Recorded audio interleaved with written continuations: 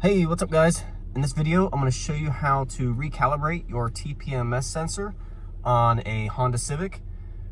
So you're going to see this warning right here that your tire pressure is low and then that you have to recalibrate it. So what you want to do is to check all your tires and fill them up to the appropriate pressure.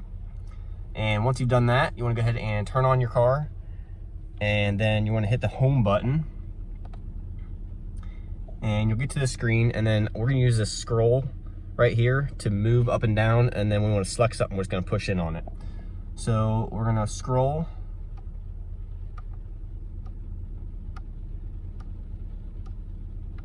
to settings, select it, and then scroll down,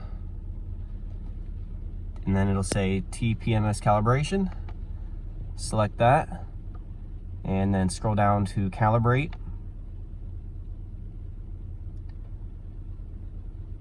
And then once it's calibrated, you can just hit your home screen button and then just select whatever you want it to display.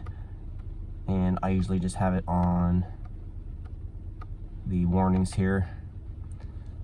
But that's it, guys. That's how you recalibrate your Civic. Thanks for watching.